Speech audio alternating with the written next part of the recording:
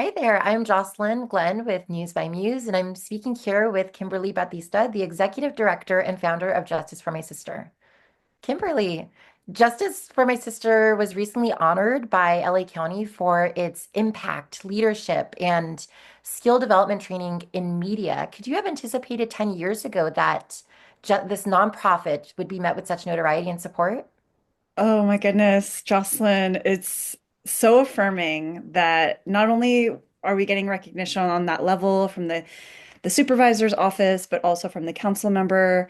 I remember when we were in our early grassroots days, like just doing everything we could to get support from the county, from the city, and I mean, I feel like it's still a challenge, regardless of um, regardless of the reality that we are making an impact, it's still a challenge to get not only recognition but actual material support to make this work sustainable.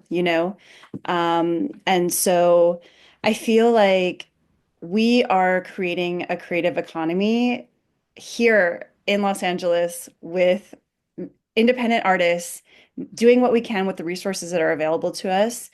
And I really feel that local government needs to get behind us. And at the same time, they're being challenged right now with their own funding limitations. And so figuring out like how do we really continue to feed into our filmmakers and make movies. It's something that I think a lot of us are contending with right now. Mm. You speak of material support and the government support. And what better way than to have Dolores Huerta join her daughter Juana Chavez in becoming an honorary board member? You know, she has a decades-long career in community building and even fighting against the government, but also employing it when necessary. So, how do you anticipate that her expertise and wisdom will add to Justice for My Sister's mission? Oh my goodness. It's such an honor to have Dolores Huerta as an honorary board member. Her daughter, Juanita Chavez, has been incredible in really helping us think about our organizational assessment, our organizational priorities. And I think, as a board, the board this past year has been fundamental in creating our strategic plan and really building out like that sort of foresight, right? Of what is it that where is it that we want to land in the next 3 to 5 years? So I think Dolores bringing in just her energy, her love, her care to our filmmakers was so invigorating. It was so affirming. And to continue, I mean, I think that we're really building on Dolores's legacy of fighting for justice. So, I think a lot of where we're headed is like honest, like honoring legacy, figuring out where is it that where do we land in our own lineage, right? In terms of like being activists and artists, and how do we continue that for the next generation? Mm. We're just having conversations, at least within the past 15 to 20 years, about trauma-informed training.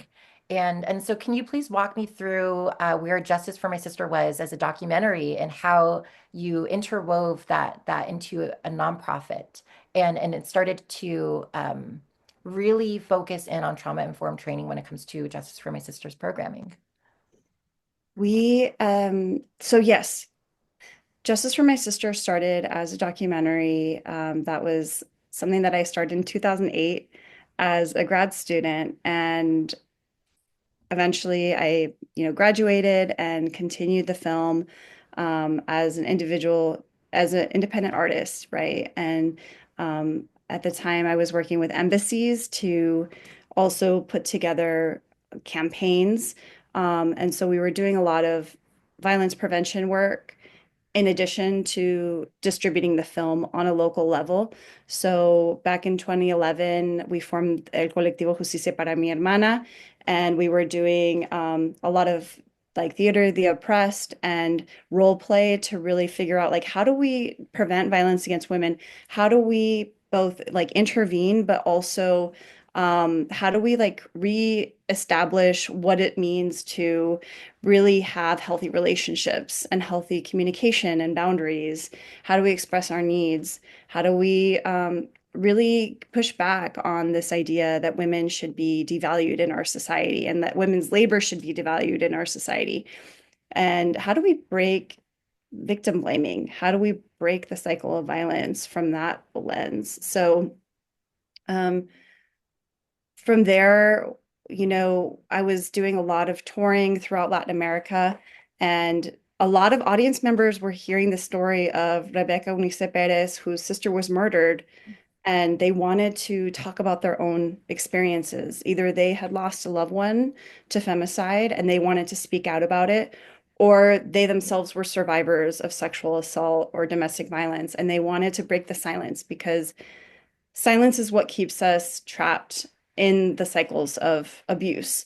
And it's also the thing that normalizes victim blaming instead of really putting the blame on the person that's perpetuating the violence, right? And so then filmmaking was kind of that way of breaking the silence and also bringing healing through the act of storytelling. And then it was like I was making a lot of documentaries as sort of audience responses to the film. And I thought, I want to really train other folks to also tell these stories. So let's do this with the collective. And we did a Nuevas Novelas in 2015 in Guatemala. That was the same year that we became a nonprofit here in LA.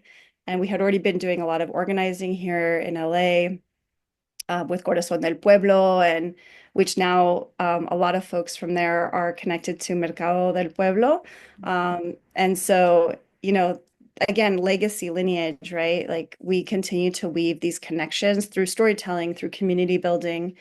And I think where like the trauma-informed approach comes in is knowing that um, it takes a lot of resources emotionally to tell stories. And we need to also be fully resourced ourselves to make sure that we are ready to tell our stories.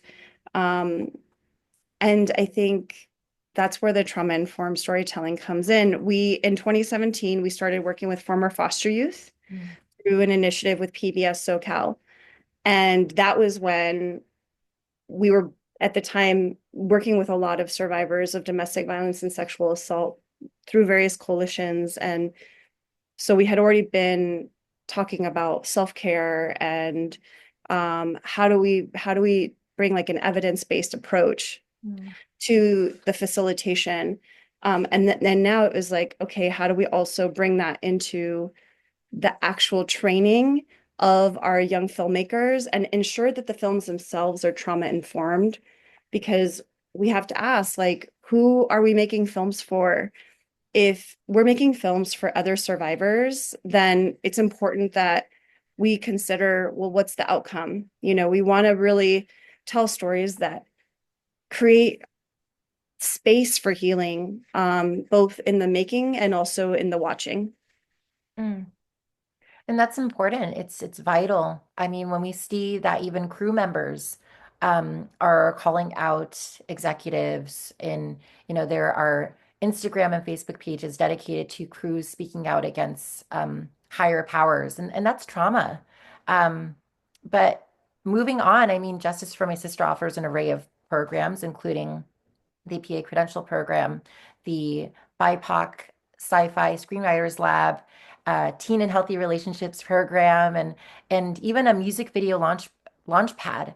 It's now even offering a short film launch pad. Can you please walk us through what that means for Justice to My Sister to provide it, and what that is for independent filmmakers who are entry level professionals?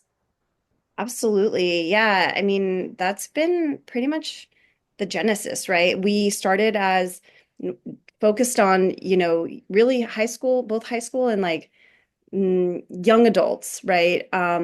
Primarily women and gender expansive youth in our filmmaking classes, anywhere from like 13 to 24, it was really beautiful, sort of the intergenerational aspect of the cohorts back in the early days. And through those Nuevas Novelas classes, the students would pitch an idea and we would greenlight anywhere from 3 to 4 films per cohort.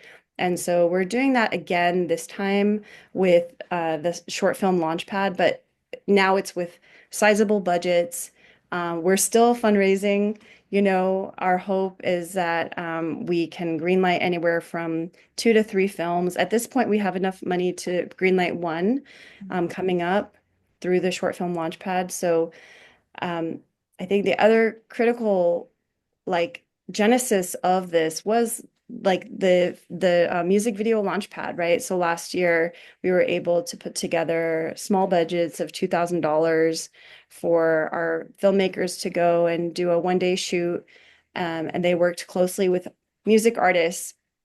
And so now bringing in these different experiences from these different programs, we've put together the short film launchpad, and it's actually graduates from our BIPOC sci-fi lab who have pitched their ideas. They originally formulated them as TV pilots, and now they've reformulated them as short films. And we're excited.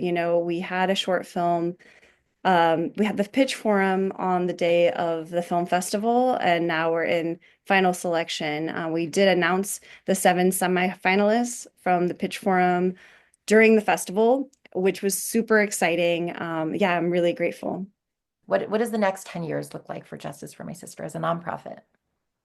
We are just continuing to build on the momentum. And I think too, building on this legacy of the PA certification, the BIPOC sci-fi, now we're kind of fusing those two programs together with the short film launchpad. Looking forward into the next 10 years, I'm interested in continuing to greenlight more films, more BIPOC-led films, especially sci-fi, because I feel like sci-fi is really that space that allows us to dream, that allows us to reimagine the world, that allows us to think about what's the paradigm that we want to lean into, what's the paradigm that we want to imagine, because we are living in the imagination of a white man, right, of a white colonizer.